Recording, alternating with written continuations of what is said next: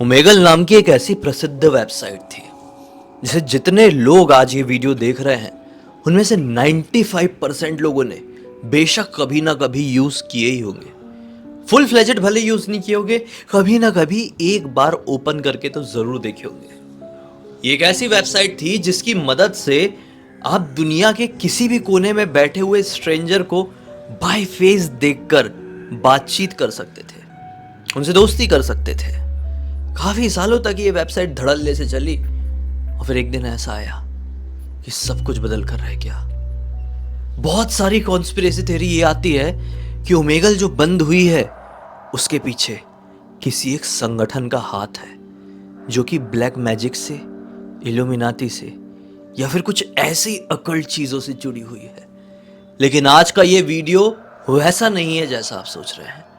आज के इस वीडियो में मैं आप सभी लोग के सामने ओमेगल से जुड़ी हुई एक ऐसी घिनौनी, खतरनाक, भूतिया घटना की कहानी बताऊंगा जिसे सुनकर आप लोग भगवान का शुक्रिया अदा पूरा करेंगे कि आपके साथ ओमेगल यूज करते टाइम ऐसा कुछ नहीं हुआ। अभी भी मैं काफी सारे वीडियो देखता हूँ जिसमें ना लोग तरह तरह की बातें करते, तरह तरह की थ्योरीज निकालते हैं कि ओमेगल में कुछ लोग ऐसा कर लेते थे, वैसा कर लेते थे, हमने ऐसा होते हुए देखे, और जो सुनने देखने में बहुत ज्यादा खतरनाक, खौफनाक लगता है। आज की भी कहानी कुछ ऐसी ही है। निशा नाम की एक लड़की, चंडीगढ़ में रहने वाली साधारण सी लड़की थी। प्रॉपर चंडीगढ़ की नहीं थी, चंडीगढ़ के पास एक छोटी सी लोकेलिटी थी, एक छोटा सा एरिया टाइप का कह लो, वहां की रहने वाली थी। ये 2013 की बात मैं कर रहा हूं। उस समय सोशल मीडिया का ना इतना ज्यादा जोर नहीं था दुनिया में जैसे आज के टाइम में। यूट्यूब को इतना सब लोग जानते हैं, इंस्टाग्राम को सब लोग इतना जानते हैं, फेसबुक को इतना बहुत बहुत ज्यादा मात्रा में लोग यूज करते हैं। उस समय में इतना नहीं था, लोग ये सारी चीजें कम ही यूज करते थे क्योंकि इंटरनेट एक सबसे बड़ा कारण था जो आज बिल्कुल फ्री के रेट में मिलता है, पहले नहीं था। और सबसे बड़ी बात यह है कि ये जो निशा है ना, ये एक गर्ल्स स्कूल में पढ़ा करती थी। गर्ल्स स्कूल में उसने अपनी जिंदगी में अपने भाई के अलावा, अपने सगे भाई के अलावा किसी भी लड़के से ढंग से बात की ही नहीं थी। एक तो ये, उसे घर वाले भी बहुत ज्यादा स्ट्रिक्ट थे, खासकर उसके पापा। जब वो किसी लड़के की तरफ एक बार देख भी लेती थी ना, ऐसे करके कोई लड़का जा रहा है, नजर चली गई, रे भाई इंसान ही है, सब चीज लाइन मारना ही नहीं होता है, एक बार ऐसे भी नजर चली गई ना, उसके पापा घूर घूर के उसको देखने लगते थे, क्या देख रही है। कोई लड़का बाय चांस अगर इसको चलते फिरते एक बार देख भी ले तो इसके पिताजी लड़ने के लिए पहुंच जाया करते थे। ऐसी तो थी इसकी लाइफ। लड़कों के ही चक्कर में बचने के लिए उसके पापा ने उसका एक गर्ल्स स्कूल में एडमिशन कराए हुए थे। क्लास 11th में थी। इसी दौरान इसको एक मोहल्ले का लड़का बहुत ज्यादा पसंद आने लगा। ये लड़का कोई दूसरे स्कूल में पढ़ाई करता था लेकिन इसके 4 घर बाजू में ही रहता था। जब भी ये अपने ऊपर वाले कमरे के बालकनी में निकलती थी, उसे देखने की कोशिश कर रही होती थी कि एक बार तो दिख जाए, एक बार तो दिख जाए। लेकिन ये चीजें यहीं तक सीमित थी। उस लड़के को बिल्कुल भी अंदाजा नहीं था कि ये लड़की निशा मेरे बारे में क्या सोचती है। शायद इस लड़के को निशा का नाम भी नहीं पता होगा, शायद नहीं पता रहा होगा। निशा को एक दिन उसके स्कूल में एक लड़की ना ओमेगल के बारे में बताती है। उस समय शायद ऑर्कुट था कि नहीं था, मुझे इतना अच्छे से याद नहीं है, लेकिन ये ऐसे सोशल मीडिया में थी जो हल्के फुल्के चलते थे और हल्का फुल्का यूज कर लेती थी। इसी दौरान इसकी एक फ्रेंड ने इसको ओमेगल के बारे में बताई। इसने बोली ये क्या होता है, ये बताई कि यार उससे तो किसी को भी देख सकती, किसी से भी बात कर सकती, उसमें ढेर सारे लड़के भी आते हैं और हैंडसम हैंडसम लड़के होते हैं, अलग अलग कंट्रीज के भी होते हैं, मजा आता है उसमें बात करने में। तो उसी दिन से सुन के बहुत ज्यादा एक्साइटेड हो गई इस वेबसाइट को लेकर। जब इसको ये पता चला कि आपकी आइडेंटिटी भी किसी के सामने रिवील नहीं होती है, तो ये तो सोने में सुहागा जैसा सोच ली। लेकिन कभी हिम्मत नहीं जुटा पाई ओमेगल यूज करने की, कभी हिम्मत नहीं हुई। फिर गर्मियों की छुट्टी लग गई, 11th के एग्जाम वगैरह खत्म हो गए, गर्मियों की छुट्टी थी और ये अपने घर पे आराम कर रही थी। इससे घर वाले सब लोग एक फंक्शन में गए हुए थे रात के वक्त। सारे लोग सुबह आने वाले थे, यानी इसकी मम्मी, इसके पापा, इसका भाई। इनका घर 2 फ्लोर का था, एक ग्राउंड फ्लोर, एक फर्स्ट फ्लोर। फर्स्ट फ्लोर में इसका पूरा अकेली का कमरा था, ग्राउंड फ्लोर में ही मम्मी, पापा और भाई का कमरा था। ये लगभग 10 बजे के आसपास एक मूवी खत्म कर चुकी थी और इसको बिल्कुल भी नींद नहीं आ रही थी। खाना वाना हो चुका था। इसने सोची कि क्यों ना आज ओमेगल चलाया जाए। ये उठती है, ओमेगल की तरफ बढ़ती है और स्टार्ट करती है उस वेबसाइट को। दिल की धड़कनें मानो इतनी तेज थी कि दिल निकल के मुंह में आ जाएगा, इतनी तेज। वहां पे एक लड़का दिखाई दिया, डर के मारे फटाक से स्किप करी। फिर दूसरा भी लड़का, स्किप स्किप स्किप। लेकिन लड़के बहुत सारे दिख रहे थे। ये चाहकर भी वहां पर रुक नहीं पा रही थी कि मैं एक बार रुकूं, किसी से बात करूं। ये सिर्फ देख रही थी, अपना चेहरा हटाकर रखी थी, ऐसा साइड में करके ऐसा देखती जा रही स्क्रीन में। खुद देख रही थी, दूसरों को देखने नहीं दे रही थी। लगभग आधे घंटे तक स्किप स्किप स्किप करने के बाद इसने ऐसा सोची कि कोई मतलब नहीं है, मेरे अंदर इतनी हिम्मत आ ही नहीं पाएगी, मैं बंद करती हूँ। ये जैसे ही वेबसाइट को बंद करने जा ही रही थी कि अचानक से सामने से आवाज आई, रुको निशा, ये मत करना, मैं तुमसे बात करना चाहती हूँ। ये एक लड़की की आवाज थी। ये एकदम सन्न से रह जाती है कि सामने बैठी हुई, मतलब कंप्यूटर के उस पार बैठी हुई एक लड़की को मेरा नाम कैसे पता। यहां तक कि मैं तो अपना चेहरा तक छुपा के रखी हूं वेबकैम के सामने से। मेरी कोई आइडेंटिटी मैंने इस वेबसाइट को ओपन करने से पहले डाली नहीं थी, तो फिर उस लड़की को मेरा नाम कैसे पता। ये आई स्क्रीन के सामने और बोलती है, आपको मेरा नाम कैसे पता। लड़की बोलती है, मुझे सब कुछ पता है। वो लड़की की आवाज बहुत ज्यादा यूनिक थी, एक गहराई थी उसकी आवाज में। ये उसकी आवाज सुनकर उसको देखती ही रह गई। स्क्रीन में मानो जैसे कि ये हिप्नोटाइज जैसी हो गई।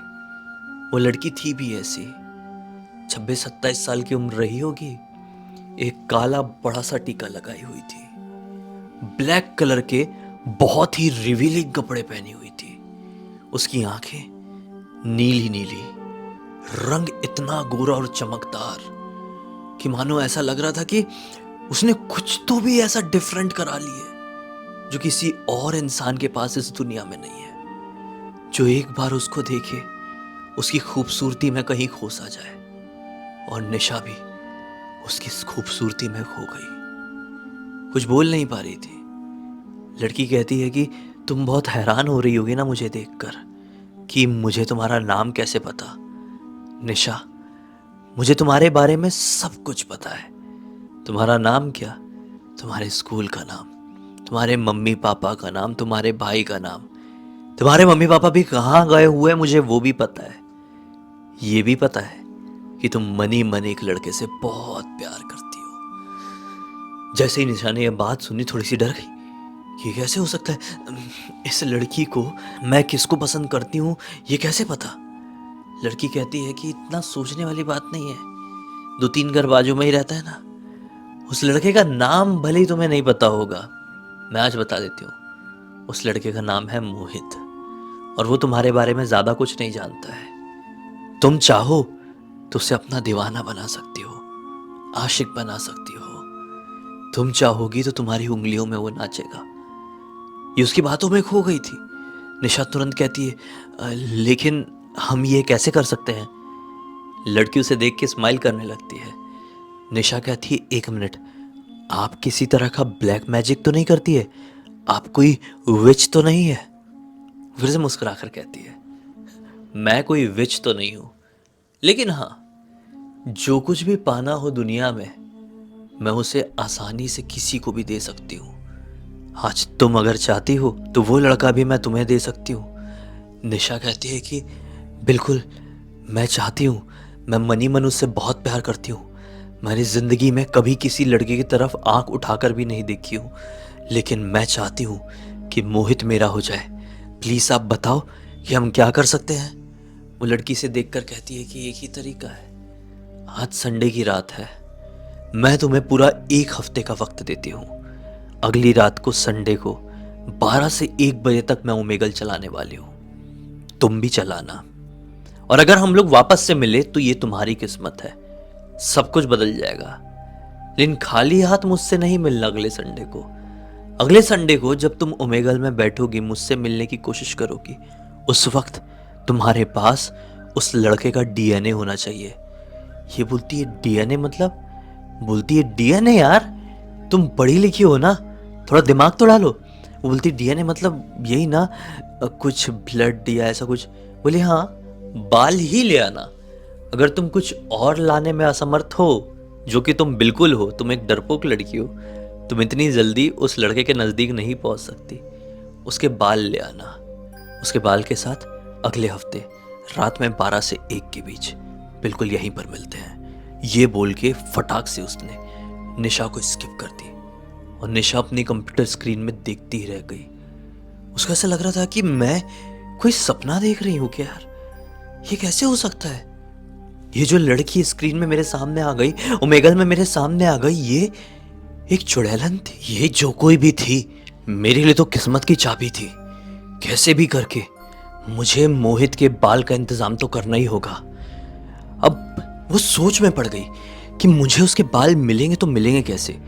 वो सोचते सोचते अपने फर्स्ट फ्लोर वाले कमरे के बालकनी में पहुंच गई। 1 घंटे बिता दी, लेकिन दिमाग में कुछ नहीं आ रहा था। फिर अचानक से उसको उसके घर के सामने वाले एक सलून के ऊपर नजर पड़ी।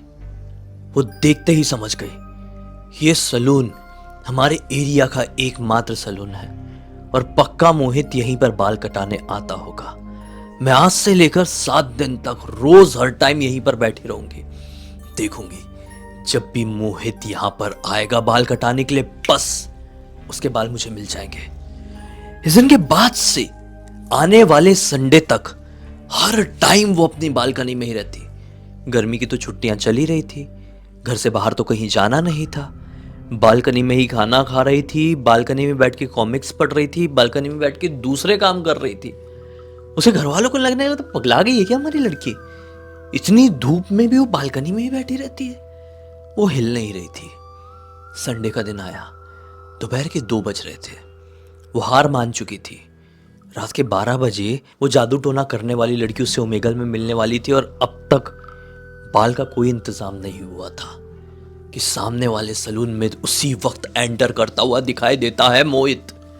जैसे ये देखी अपनी जगह से उठ गई, आंखें बड़ी बड़ी हो गई। वो भागते हुए धड़ धड़ धड़ धड़ धड़ धड़ करके नीचे उतरी और अपने बिना मम्मी पापा से कहे हुए सामने डायरेक्ट मैन सलून के अंदर।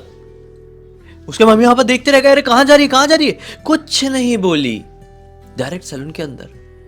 सलून में कुछ लोग और थे, मोहित भी अपने बाल कटवाने लगा था और सब इसको देखने लगे, अरे एक लड़की पहली बार कैसे, मतलब मैन सैलून में कैसे आ गई। वो लड़की तुरंत थी उसके मालिक को देख के कहती है कि मेरे बाल बहुत बढ़ गए हैं, क्या आप यहाँ पर लड़कियों का भी हेयर कट करते हैं, मुझे गर्मी में बहुत प्रॉब्लम हो रही है। वो बोलता है नहीं, आप तो हमारे घर के सामने रहती हो, आपको तो पता होगा ना, ये ओनली फॉर मैन से बाहर भी लिखा हुआ है, हम लड़कियों के नहीं काटते।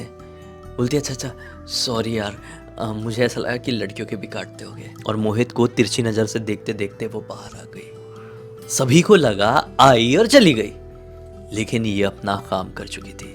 बिना चप्पल के वहां तक गई थी और अपने पैर में उंगलियों में फंसाकर, पैर की उंगलियों में फंसाकर ये उसके बाल बाहर तक ले आई थी। उसके बाल उठाई और खुशी के साथ ऊपर चली गई। हमने मम्मी पापा से कुछ नहीं किया और दरवाज़ा बंद कर लिया ऊपर जाके। मम्मी पापा देखते रह गए कि ये क्या था, ये लड़की कैसी होती जा रही है हमारी। ये पूरे टाइम अपने कमरे में बंद रही और फिर देखते ही देखते रात के 12 बज गए। जैसे ही 12 बजे ये तुरंत ही अपना ओमेगल स्टार्ट करी, स्किप स्किप स्किप स्किप। 1 घंटे बीत गए, लेकिन वो जादू टोने करने वाली लड़की इसके सामने नहीं आई। फिर ये सोची कि अब कुछ नहीं हो सकता, बंद कर देती हूँ। जो हुआ मेरे साथ एक मजाक हो गया कि उतने में ही वो लड़की अपीयर करती है। ये देख के उसको पूरी शॉक्ड, ये लड़की बिल्कुल पिछले हफ्ते वाले ही कपड़ों में थी, वैसे ही रिवीलिंग से कपड़े। ये सोची कि इतने छोटे कपड़े कोई लड़की कैसे पहन सकती है। लेकिन खैर, आज वो कंप्यूटर के सामने नहीं बैठी थी, उसने जमीन में ढेर सारी कैंडल जलाकर रखी हुई थी। एक शैतानी आकृति जमीन में बनी हुई थी उस कैंडल के बीचों बीच, और पीछे मोहित की इतनी बड़ी सी तस्वीर। ये तुरंत कहती है कि आपको कैसे पता कि मैं इसी लड़के को पसंद करती हूँ। वो कंप्यूटर के पास आकर कहती है कि मैंने बताई थी ना निशा, मुझे सिर्फ तुम्हारा नाम ही नहीं बल्कि तुम्हारे बारे में सब कुछ पता है। ये बोली हाँ मैं लेके आ गई हूँ, कागज में पुड़िया बना के बांधी हुई थी, दिखाई। बोली वेरी गुड, अब देखना कैसे तुम्हारे इशारों में वो नाचेगा, तुम्हारे प्यार में दीवाना बनकर कैसे वो पागल होके तुम्हारे पीछे पीछे चला आएगा। इस बाल को सामने रख दो। इसने रख दी। वो लड़की सामने बैठी और पता नहीं क्या कौन सी लैंग्वेज में जपने लगी, बड़बड़ाने लगी, मालूम नहीं ये क्या कर रही थी। लगातार ये बोलने लगी। फिर आँख खोली और बोलती है कि अब तुम्हें अपना डीएनए उसके डीएनए से मिलाना होगा। ये बोलती है कि मैं ये कैसे कर सकती हूँ। वो बोलती है कि अपने बाल काट के उसके बाल में मिला दो। ये उसके बाल को अपने बाल से मिला देती है, उतना ही काट के मिला देती है। अब बोलती है कि अपना थोड़ा सा खून उसमें मिला दो। वो सुई लेके आती है, तुझ से चुभोती है और खून उसमें गिरा देती है। अब बोलती है उसमें थूको। बोलती थूको। बोलती हाँ। वो थूकती भी है और बोलती है कि जाओ अपना कोई भी काले रंग का कपड़ा फाड़ के ले आओ, प्लेन काला होना चाहिए। वो भागते हुए जाती, अपनी अलमारी खोलती और किस्मत से उसके पास ब्लैक सलवार सूट था।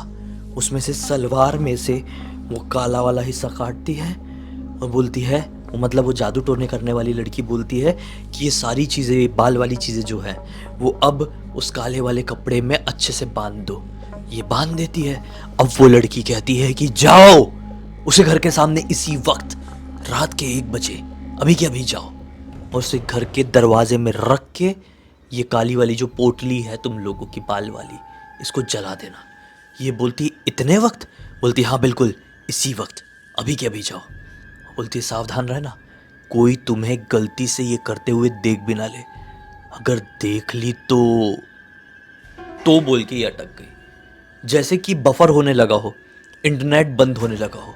ये टुश टुश टुश स्किप स्किप सब कर रही है, लेकिन 50 कंप्यूटर की बटन दबाने के बाद भी कुछ होता नहीं है। वो तो मैं अटक गई। ये सोची कि आगे तो बता ही नहीं क्या करना है क्या नहीं, लेकिन ठीक है मैं जला के तो आती हूँ। ये उठाई वो पोटरी और भागते भागते भागते भागते एक्साइटमेंट में नीचे पहुंची और फिर शांति से दबे कदमों से ये अपने घर से बाहर निकल गई। घर में किसी ने भी इससे बाहर निकलते हुए नहीं देखा। ये थोड़े कदम चलने के बाद उस लड़के घर के सामने पहुंच गई। देखी इधर उधर से कोई देख तो नहीं रहा है, कोई नहीं देख रहा था। इसने वो पोटरी रखी उस लड़के के घर के दरवाजे के सामने और जला दी। जलाने के बाद ये खुशी से देखकर मन में ये सोची है कि अब ये मेरे अंडर में अपने घर की तरफ 4 कदम बढ़ाई है। ये शरीर में आया एक ठंडी हवा का झोंका। शरीर पूरा जम गया, पकड़ गया। आंखें मानो पूरी ऊपर हो गई हो और सीधे मुंह के बल नीचे। मुंह के बल बहुत गंदी तरीके से गिरी है। इसको कुछ नहीं मालूम, ये एक अंधकार में चली गई। फिर कुछ मिनटों या कुछ घंटों बाद इसकी वापस से आंख खुली। ये बहुत डरी हुई थी, सहमी हुई थी, उठने की कोशिश कर रही थी लेकिन ये उठ नहीं पा रही थी। इसका शरीर काम नहीं कर रहा था। और जब ये महसूस करी कि मैंने तो बिल्कुल भी कपड़े नहीं पहनी हुई हो, तो डर ने मानो चारों तरफ से इसको घेर लिया हो।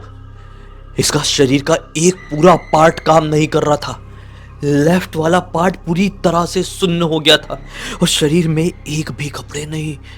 ये डरने लगी।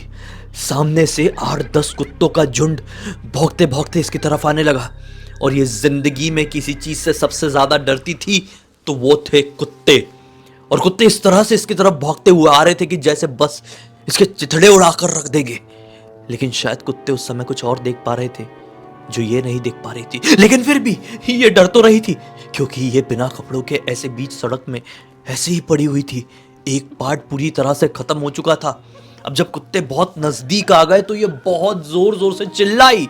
इतनी जोर जोर से चिल्लाई कि मोहल्ले में जितने लोग थे सब लोग जाग गए और सब अपने घरों के बाहर। और सभी लोगों में इसके माता पिता भी थे। जैसे इसके माता पिता ने देखे कि ये तो हमारी लड़की ऐसे बीच सड़क में पड़ी हुई है, पिताजी को तो चक्कर आने वाला था, वहीं पे गिरने वाले थे। लेकिन भागते दौड़ते जैसे तैसे करके वहां पहुंचे। लोग तरह तरह की बात कर रहे हैं, ये क्या हो रहा है, वो क्या हो रहा है। कोई अपना छोटा मोबाइल निकाल के फोटो खींचने की कोशिश कर रहा है। लेकिन उसके पापा आए, उसको उठा के सीधे घर ले गए और इतना डांटे हैं, तू बाहर क्यों निकली, तू ऐसे क्यों निकली, तू क्या कर रही थी, ये वो। पापा का तो दिमाग उड़ गया, फ्यूज उड़ गया। लेकिन मम्मी बोलती है अरे लड़की को देखो तो क्या हो गया है, पैरालिसिस अटैक हुआ है कि क्या हो गया, उसको हॉस्पिटल लेके चलते हैं। उसको हॉस्पिटल लेके पहुंचा गया। हॉस्पिटल में डॉक्टर साहब ने बोले कि बिल्कुल सही कहा आप लोगों ने, इसको पैरालिसिस अटैक हो गया है। ये ऐसी संदिग्ध हालत में मोहल्ले के बीचों बीच क्यों पड़ी हुई थी ये जानना अभी आपका मकसद नहीं होना चाहिए। आपकी बेटी की तबीयत बहुत खराब है, आप अभी ये जान लीजिए। बाकी सारी बातें जानने के लिए पूरी जिंदगी पड़ी हुई है। फिर क्या था, डॉक्टर साहब ने बोल दिया कि आने वाले 1 महीने तक ये यहीं पर एडमिट रहेगी और हम पूरी कोशिश करेंगे, कम उम्र की लड़की इसलिए ठीक हो सकती है, 11th में तो थी, कितनी उम्र होती है। अभी इस रात को तो पूरी रात ट्रीटमेंट चला। अगली रात को 12 बजे के आसपास इसको दवाइयाँ वाइयाँ दे के सब सोने होने के लिए चले गए थे। नर्स वगैरह अलग कहीं जाग रही होगी, ये भी सो गई थी। इसके उस कमरे का दरवाज़ा खुलता है, ये प्राइवेट वार्ड में थी। अंदर एंटर करता है वही लड़का मोहित। मोहित नॉर्मल दिखाई नहीं दे रहा था, बल्कि बहुत ज़्यादा कदकाठी का दिखाई दे रहा था। आंखें लाल चमकदार थी, लंबे लंबे 2 दांत बाहर आ रहे थे और बहुत ही खूंखार और खतरनाक दिखाई दे रहा था। इसके पास आता है और कहता है कि चलो मेरे साथ, तुम मुझे पाना चाहती थी ना, मैं तुम्हारा हमेशा हमेशा के लिए हो चुका हूं, आओ चलो ना, क्यों रुक गई।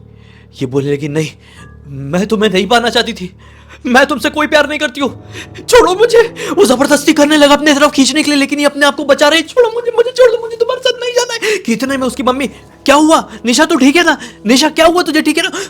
निशा को होश आता है, सामने कोई भी नहीं था, ये एक सपना था या फिर सच्चाई, अभी आगे समझ में आएगा। निशा ने अपनी मम्मी को कुछ नहीं बताई। अगला दिन जैसे तैसे करके कटा, ये रात भी कट गई थी। फिर अगली रात आई, फिर सेम टू सेम सिचुएशन इसके साथ हुई।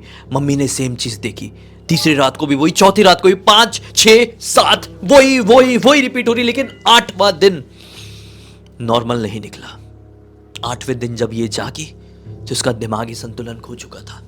जहां देख रही थी वहीं देख के बोलती कि नहीं मैं तुमसे प्यार नहीं करती, तुम मुझे लेने के लिए क्यों आए हो, नहीं मुझे तुम नहीं चाहिए, मैं तुम्हें पाना नहीं चाहती थी।